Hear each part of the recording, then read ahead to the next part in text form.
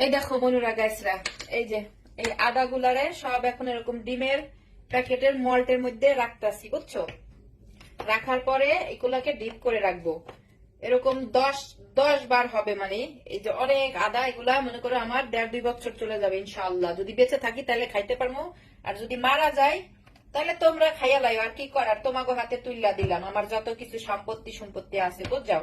এইভাবে রাখার ইজিটা হয়েছে, এইভাবে রাখলে সুবিধা হয়েছে।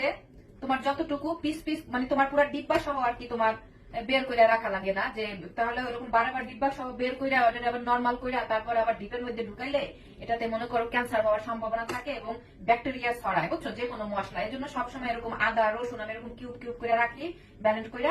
তখন মনে করো যে কিউব কিউব করে রাখলে এটা যখন বরফ হয়ে যাবে তখন এই যে এইভাবে মোচড় দিয়া পলিথিন করে বা বক্স করে, আমি আসলে মানে বিশেষ করে আমি পলিথিন করে রাখি, কারণ বক্সে অনেক জায়গা খায়। আমার ফ্রিজে পুরা টুকটুবা দুইটা ফ্রিজে খাবার দাবার আলহামদুলিল্লাহ ভরা। শোনো আরেকটা কথা বলি, আমি একটা জিনিস দেখছি, যারা মানুষকে মানে অন্তর থেকে খাওয়ায়, দিল খুইলা খাওয়ায়, তাদেরকে আল্লাহ পাক কোনো দিনও খাওয়ার কষ্ট দেয় না। মানে হ্যাঁ ঘরে অঢেল খাবার থাকে, এই জিনিসটা আমি প্রমাণ পেয়েছি। যেমন আমি মনে করো যে একবারে মনে করো মানুষরে নিজে না খাই, মানুষরে খাওয়াই একবার অন্তর থেকে একবারে ঠাইসা খাওয়াই, বুঝছো? এবং ভালো জিনিসটা খাওয়ানোর চেষ্টা করি, নিজে খারাপ জিনিসটা খাই, অন্যজনকে ভালো জিনিসটা খাওয়াই, বুঝছো? এই হচ্ছে সমস্যা। তো যাই হোক, এজন্য আল্লাহ আমাকে ভালোই বা রাখে, অনেক ভালো রাখে, একদম আল্লাহর কাছে অনেক শুকরিয়া। এবং আমার ঘরে সবসময় অঢেল খাবার থাকে, কোনো কোনো একটা জিনিসের আমার কষ্ট নাই আলহামদুলিল্লাহ। এটা দেখো এরকম মল করে রাখি, তারপরে মনে করো আমি ডিপ করে রাখবো এরকম একটু ঝাঁকি দিলে। তারপর যখন আবার মল ছুটাইয়া রাখবো পারলে তোমাদেরকে দেখাবো, বুঝছো? টিপসটা মাথায় রাখবো।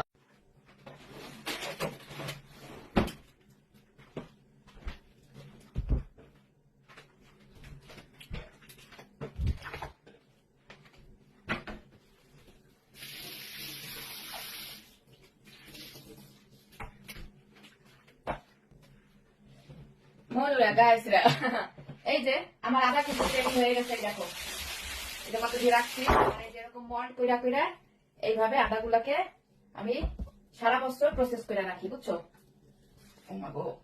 এটা এই যে এটা হলো আইসক্রিমের মল্ট গুলা, সরি বরফের মল্ট গুলা এর মধ্যে রাখছি, কারণ অনেক সময় ছোট ছোট ছোট টুকরাও লাগে। এই দেখো এরকম করে তারপরে আমি সংরক্ষণ করি, এতে অনেক ইজি হয়, বুঝছো?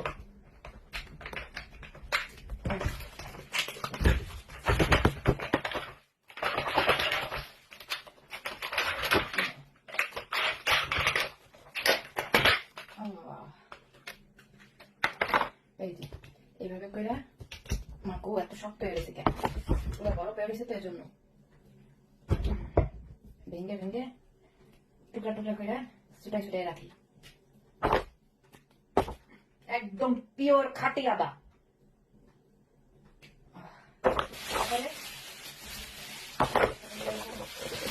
সুপার সাথে করে গাড়িতে রাখবে, তো তোমরাও কিন্তু এই টেকনিকটা ব্যবহার করবে। এই টেকনিকটা অবশ্য আমার সেই ব্রিটিশ আমলের, আমার অনেক আগেও ভিডিও দেওয়া আছে, তাই তোমাকে আবার নতুন করে শেয়ার করা।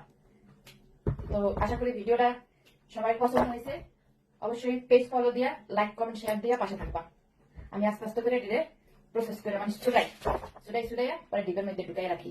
আমার 1-1.5 বছরের চিন্তা ভ্যানিশ হয়ে গেল। আর আমার আদা পেশাপেশি করার একদম টেনশন নাই। এখন শুধু এক টুকরা করে বের করবো আর তরকারির মধ্যে দিব, বুঝছো? কষাবো। বাই, এবং ভিডিও শেয়ার দিয়ে দিও। আল্লাহ হাফেজ।